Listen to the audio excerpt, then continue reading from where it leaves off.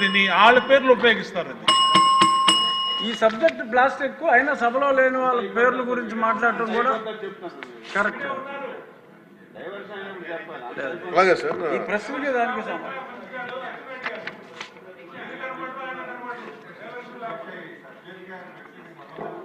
లేదు, దయచేసి కూర్చోండి మంత్రి గారు. ఒకటి సార్,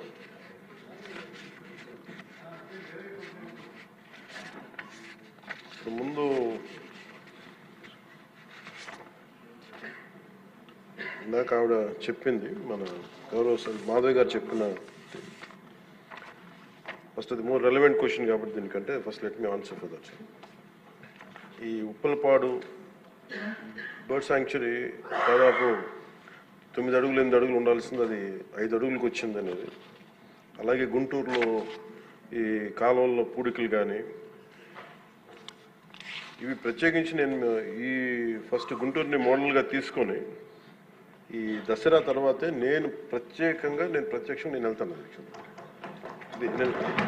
ఇది ఎందుకంటే ఇది ఆల్రెడీ మేము గత కొద్ది రోజులుగా డిస్కస్ చేసి, ఎందుకంటే అపాయింట్మెంట్స్ కొంచెం లేట్ అయినాయి అందరికి. ఎందుకంటే pollution control board is very limited ఉంది మనకి, చాలామంది ఇంకా హైర్ చేయాల్సి ఉంది. గత ప్రభుత్వం కూడా నియమించాల్సిన సభ్యులను నియమించలేదు, కావాల్సిన సిబ్బందిని నియమించలేదు. Pollution control board is real. నేను ప్రాక్టికల్గా గౌరవ శాసనసభ్యులు గుణ ఉమామహేశ్వర గారు చెప్పిన దానికంటే వారికంటే ముందే నేను చాలా లోతుగా దీని మీద అధ్యయనం చేశాను అధ్యక్ష. చేసినప్పుడు ఒక షార్టేజ్ ఏముందంటే ఎంప్లాయీ షార్టేజ్ చాలా ఉంది.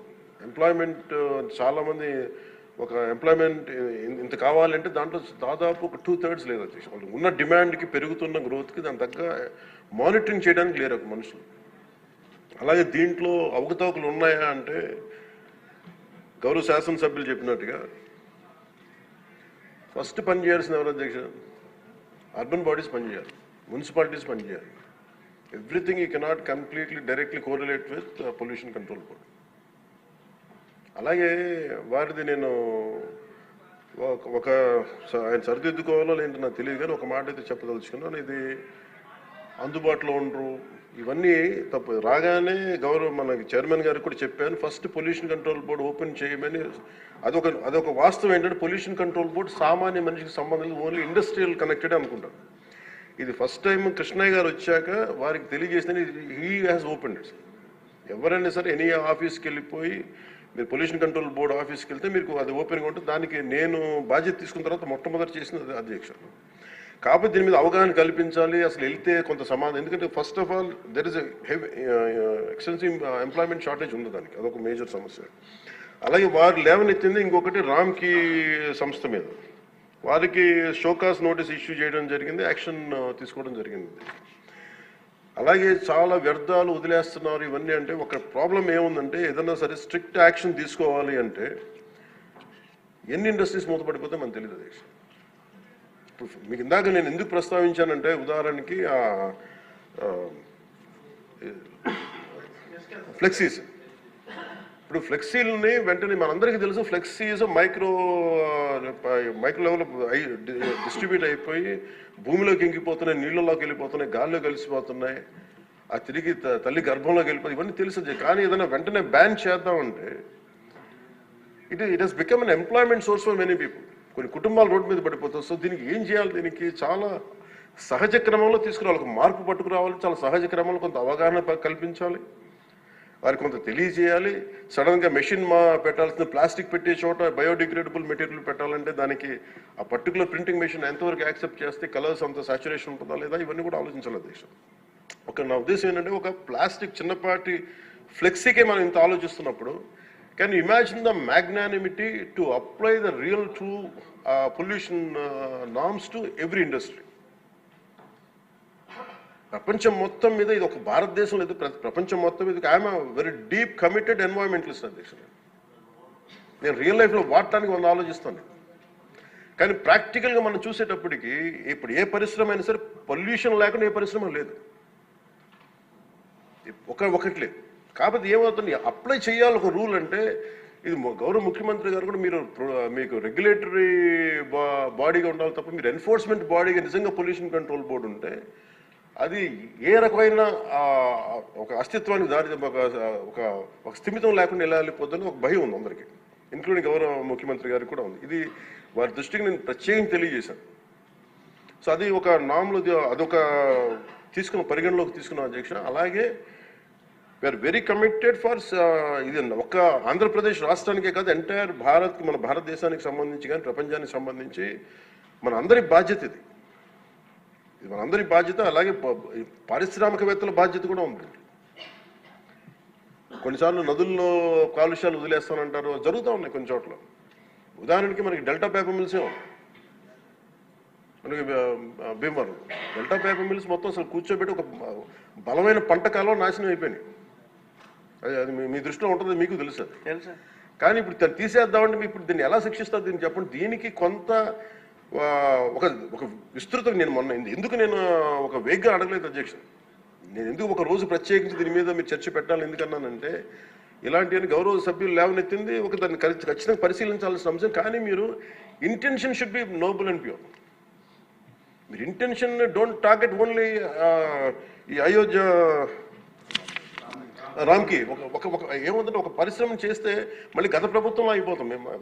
ముఖ్యమంత్రి గారి ఇంటెన్షన్ కూడా అది కాదు.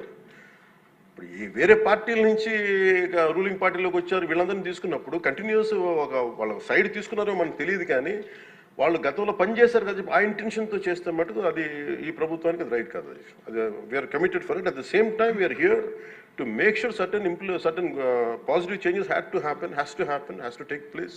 But how do we take it forward? ఇది ఒక విస్తృత స్థాయి చర్చ జరిగితే తప్ప, గౌరవ ముఖ్యమంత్రి గారు కూడా దీని మీద నిర్ణయం తీసుకోవాలంటే గౌరవ సభ్యులందరూ కూడా దీంట్లో పాల్గొని ఈ నిర్ణయం తీసుకుంటే, ఈ పాలసీ చేంజ్ చేస్తే, ఇంప్లిమెంట్ చేస్తే, ఒక పాలసీని ఇంప్లిమెంట్ చేయాలో ఏమేమి ఉంటాయి కళ్ళ ముందు.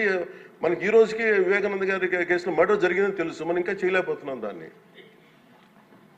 ఇవన్నీ అందుకని దీన్ని ఏంటంటే నా ఉద్దేశంలో అప్పీల్ టు యూ, గౌరవ శాసనసభ్యుల్ని నేను ఒకటే కోరేది ఏంటంటే, బొండమ్మ గారిని ఖచ్చితంగా it will be taken, it will be considered, and this is my commitment to you all.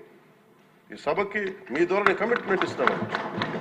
పర్యావరణాన్ని చాలా చాలా ప్రథమ బాధ్యతగా మేము తీసుకున్నాం అధ్యక్ష.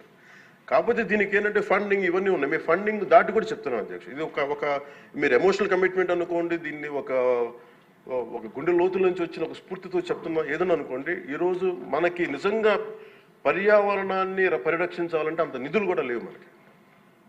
ప్రజలు తినేసి అక్కడ వేసేస్తున్న ప్లాస్టిక్.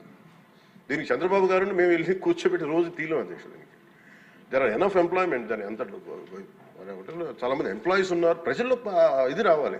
సో దానికి తగ్గట్టుగా ఏం చేయాలని ఈ సభ కొంచెం సీరియస్గా తీసుకొని దీని ఒక అవగాహన అందరికి కల్పించుకొని మనందరికీ ఒక బలమైన బాధ్యతగా తీసుకుంటే దాన్ని ఇది మనం ప్రజల్లోకి 5 కోట్ల మంది ప్రజల్లోకి తీసుకెళ్ళచ్చు అధ్యక్ష. అది మీ ద్వారా కోరుకుంటున్నాం. బట్ నేను మీకు మాట ఇస్తున్నాను అధ్యక్ష, మేము ఇప్పుడు ఈరోజు రామ్కి ఒక్కదాని గురించి చెప్పారు, మాకు 100 ఉన్నాయి అధ్యక్ష. ఇలాంటి నేను ఒక 25-50 చెప్పగలను as on today. But the purpose will be defeated. భయపెట్టడం పారిశ్రామికవేత్తల్ని, లేదంటే వాళ్ళని కూర్చోబెట్టి మన ఏమేమి జరుగుతున్నాయి వాళ్ళకి తెలియజెప్పి వాళ్ళ ద్వారా చేయించడం. ఇప్పుడు ఇదే నాకు డెల్టా పేపర్ మిల్స్ మనకి మొన్న కూడా ఉన్నాయి. ఆక్వా ఈరోజు 25,000 ఇన్ని వేల కోట్ల ఆదాయం ఆక్వా ఇస్తుంది. అది ఎంత పొల్యూషన్ క్రియేట్ చేస్తుంది మాట్లాడాలంటే. దాన్ని ఇండివిజువలైజ్ చేయలేదు. It should be total policy. అందుకని దీన్ని దృష్టిలో పెట్టుకొని మీరు దీన్ని ఈ ఒక్క ప్రశ్నతో ఈ ఒక్క పోటుతో కాకుండా విస్తృత స్థాయిలో మీరు ఒక రోజు దీని మీద చర్చించి, pollution is the future of our life. Pollution జరిగితే మనం ఎంత డబ్బులున్నా ఎంతున్నా ఆనందంగా బతకలేని పరిస్థితులు, మాస్కులు పెట్టుకోవాల్సిన పరిస్థితులు వస్తాయి భవిష్యత్తులో. అలాగే ఉన్నాయి యాజ్ ఆన్ టుడే. మీరు దీని మీద ఒక నోట్ చేయండి అధ్యక్ష. ఒక విస్తృత స్థాయి ఒక అసెంబ్లీ ఒక సభ జరగాలి దీని మీద. ఆ రోజు వచ్చేలోపు మేము ఏమేం చేసాం, ఈ రోజు గౌరవ శాసనసభ్యులు లేవనెత్తిన అంశాలన్నిటికీ నేనే ప్రత్యక్షంగా వెళ్ళి ప్రతిదీ నేను పరిశీలించి దాని మీద సరైన మీకు ఒక నివేదిక అందజేస్తాను. నేను మీకు హామీ ఇస్తున్నాను. Thank you.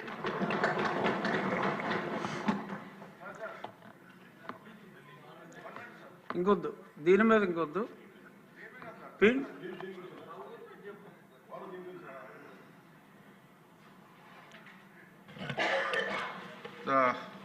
ఇది చాలా ముఖ్యమైన విషయం.